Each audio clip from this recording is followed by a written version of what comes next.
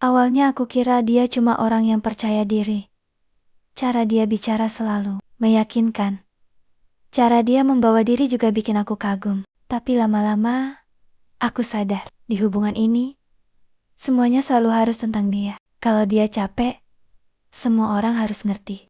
Kalau aku capek, aku dibilang terlalu sensitif. Kalau dia marah, aku harus diam. Kalau aku sedih, aku dibilang bikin suasana rusak. Setiap kali aku coba ngomong jujur tentang perasaanku, ujung-ujungnya malah aku yang minta maaf. Masalahnya selalu diputar, sampai aku sendiri bingung. Sebenarnya, yang salah siapa? Yang paling melelahkan bukan saat dia marah, tapi saat aku pelan-pelan mulai meragukan perasaanku sendiri. Aku jadi sering mikir, apa aku memang berlebihan? Apa aku terlalu banyak menuntut? Apa aku yang susah dimengerti? Padahal yang aku minta cuma satu. Didengar. Bukan dibandingkan. Bukan dipatahkan. Bukan dibuat merasa kecil. Assalamualaikum. Tidak semua luka dalam hubungan datang dari bentakan. Kadang justru datang dari seseorang yang selalu ingin jadi pusat segalanya. Orang seperti ini sering terlihat meyakinkan. Pandai bicara.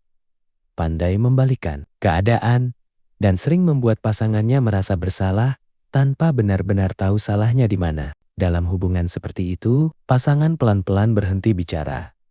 Bukan karena tidak ada yang ingin disampaikan, tapi karena setiap penjelasan selalu berakhir salah. Lama-lama yang hilang bukan cuma kenyamanan, tapi rasa aman untuk jadi diri sendiri.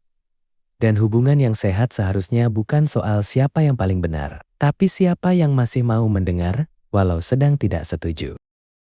Kalau semua masalah selalu berakhir kamu yang salah, atau kalau setiap kamu cerita malah dibilang lebay, hati-hati.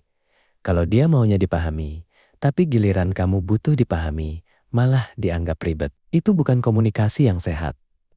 Bukan semua orang yang kelihatan percaya diri itu dewasa.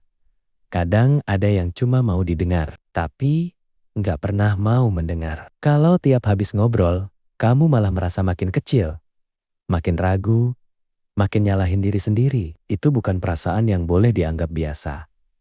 Bisa jadi pasangan Anda NPD. Bicara soal pasangan dengan sifat narsistik atau kemungkinan narcissistic personality disorder. Penting diingat, ciri-ciri ini bukan diagnosis. Diagnosis hanya bisa ditegakkan oleh profesional kesehatan mental. Banyak orang bisa punya beberapa sifat narsistik tanpa memenuhi kriteria gangguan kepribadian. Saya akan menjabarkan bagaimana ciri-ciri seseorang yang mengarah pada gangguan NPD.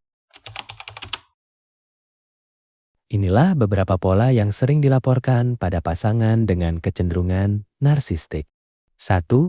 Butuh pengakuan terus-menerus. Sifat seperti sering ingin dipuji, divalidasi, atau dijadikan pusat perhatian.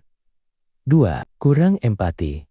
Orang yang mengidap NPD sulit benar-benar memahami atau peduli pada perasaan pasangan. 3. Merasa berhak diperlakukan istimewa. Misalnya, merasa kebutuhannya harus didahulukan. 4. Sulit menerima kritik. Komentar kecil bisa dibalas dengan marah, meremehkan, atau defensif.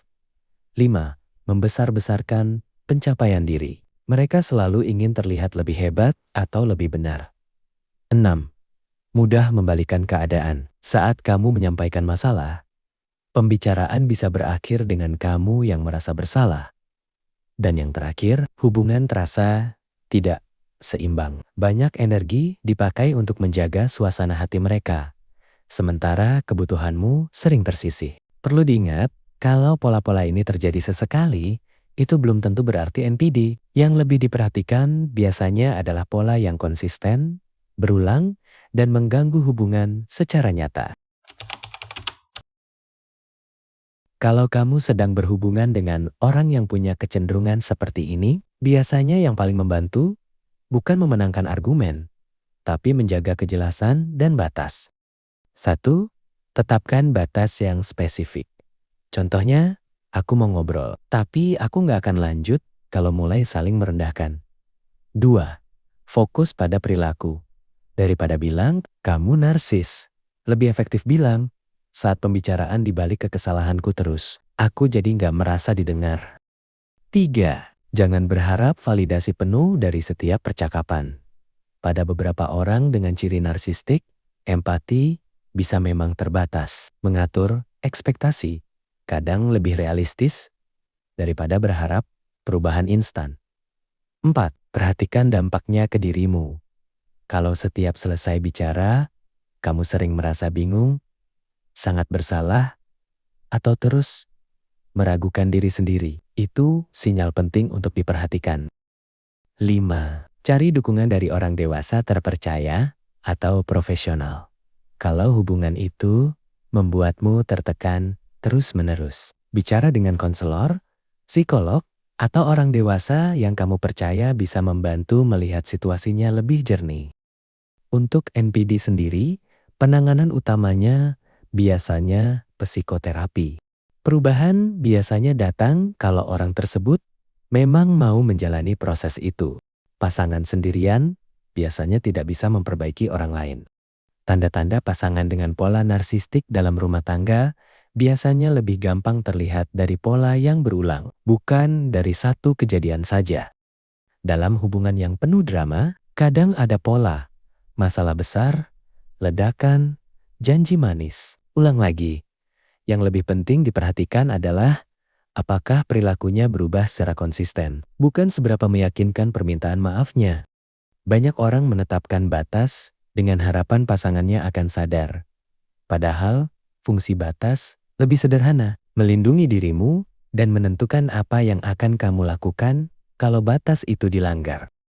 Menghadapi pasangan dengan pola narsistik biasanya bukan soal mencari kalimat paling tepat supaya mereka berubah. Lebih sering, yang membantu justru supaya kamu tidak terus terseret ke pola yang sama.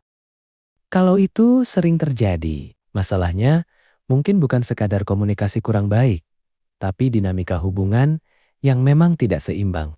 Hubungan yang sehat bukan bikin kamu terus menebak-nebak salahmu, tapi tetap memberi ruang untuk didengar. Kadang yang perlu diselamatkan bukan hubungannya dulu, tapi kejelasan dirimu di dalam hubungan itu. Semoga informasi ini dapat berguna untuk kita semua. Ingatlah bahwa kita juga berharga. Jangan jadikan semua menjadi terlambat. Amati dan perhatikan. Tidak ada salahnya konsultasi pada orang yang bisa mendiagnosa. Ini lebih baik untuk menjaga hubunganmu menjadi lebih bahagia. Assalamualaikum warahmatullahi wabarakatuh.